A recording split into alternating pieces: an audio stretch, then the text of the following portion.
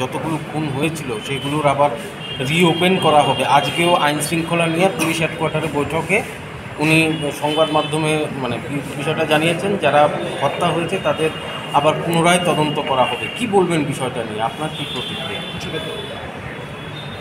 নিজেকে যখন হাসির খোরাক করে তোলে নিজে কেউ, কম্পিটিশন হচ্ছে, তো আমার মনে হয় আগেরকার যিনি মুখ্যমন্ত্রী ছিলেন এবং বর্তমানের মধ্যে একটা কম্পিটিশন লেগে যাচ্ছে, কে আবল তাবল বেশি বলতে পারে। মাকাল ফল হিসেবে নিজেকে কেউ যদি উত্থাপিত করেন, আমাদের কি বলা রয়েছে? Fact of the matter is,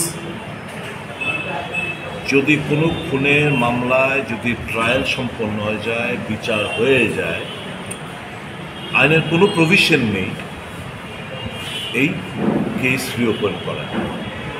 মুখ্যমন্ত্রী কেন বললেন উনি ভালোভাবে বলতে পারবেন।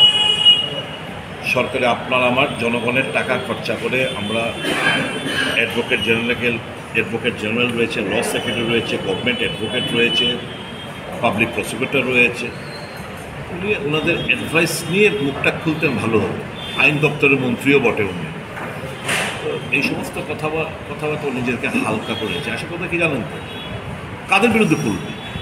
যারা খুনের সাথে জড়িত, হয়তো বেকসুর খালাস হয়ে গেছে সাক্ষ্য প্রমাণের অভাবে, এরা তো এখন বিজিবির অ্যাসেট, বিজিবির সম্পদ হচ্ছে এরা।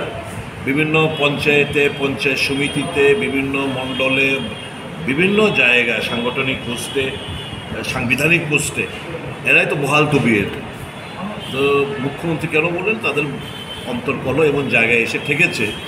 এই সমস্ত হুমকি টুমকি না দিলে তো দলের শৃঙ্খলাটা তো বিশৃঙ্খলতা যে পরিচয় দিচ্ছেন প্রতি পদে পদে, কাজে এই সমস্ত বুলেটিন উনি ছাড়ছেন।